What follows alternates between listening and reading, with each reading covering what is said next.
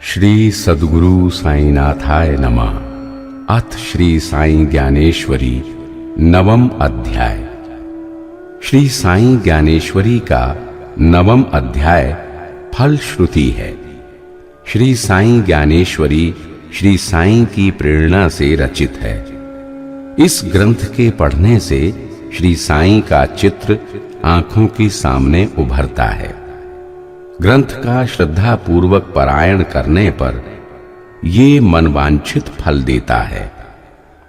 श्री साई ज्ञानेश्वरी भक्तों के लिए कल्पतरु है, कामधेनु है।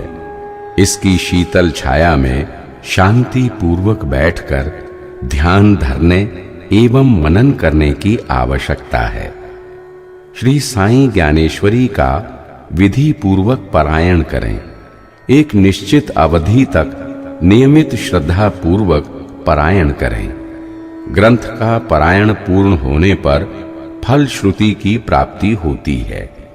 पुस्तक में इसका संकेत किया गया है। आइए अब हम श्री साई ज्ञानेश्वरी के नवम अध्याय का पारायण करते हैं।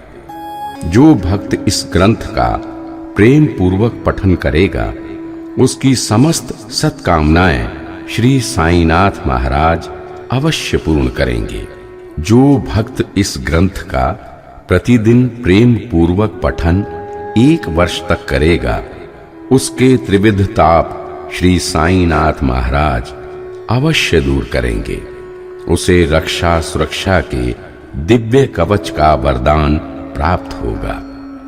जो भक्त इस ग्रंथ का शुद्ध मन से नित्य प्रेम पूर्वक पठन करेगा उसके मन में शुद्ध भावों का संचार होगा और उसका मन श्री साईनाथ महाराज के चरणों में लीन हो जाएगा। जिन लोगों के लिए 1 वर्ष तक या नित्य पठन कर पाना संभव नहीं, वे प्रत्येक गुरुवार को सद्गुरु श्री साईनाथ महाराज का मन में ध्यान करते हुए इस ग्रंथ का पारायण करें। ऐसा करना अवश्य ही लाभकारी सिद्ध होगा।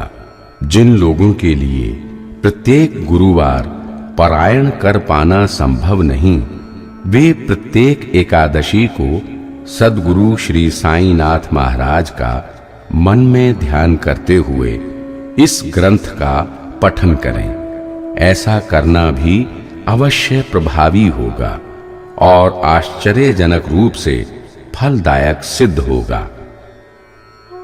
जो भक्त विश्वास के साथ इस ग्रंथ का पठन करेगा उसकी आध्यात्मिक उन्नति होगी और सद्गुरु श्री साईनाथ महाराज उसकी सारी भौतिक आवश्यकताएं तत्काल पूर्ण करेंगे।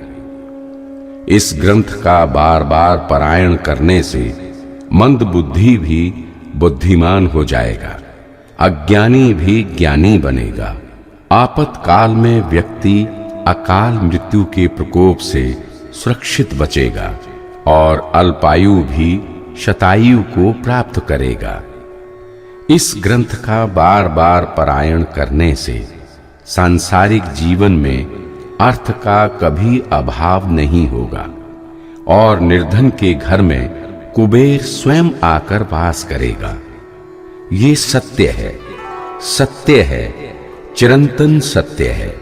इस ग्रंथ का पारायण करने से निसंतान स्त्रियां पुत्रवती होंगी और असाध्य रोगों से ग्रस्त व्यक्ति निरोग होकर पूर्ण स्वस्थ होंगे। इस ग्रंथ का नित्य प्रतिदिन प्रेम पूर्वक पारायण करने से भय एवं चिंता दूर होगी, मान सम्मान एवं प्रतिष्ठा बढ़ेगी और ब्रह्म की अनश्वरता की अनुभूति होगी। हे बुद्धिमान भक्तजनों, इस ग्रंथ के पारायण के साथ अपने मन में पूर्ण विश्वास रखो एवं किसी प्रकार के तर्क वितर्क, शंका कुशंका एवं मिथ्या धारणा को रंच मात्र भी प्रश्रय ना दो। हे बुद्धिमान भक्तजनों, तुम शिरडी तीर्थ को जाओ, साईनाथ के चरण कमलों में अपना ध्यान केंद्रित करो।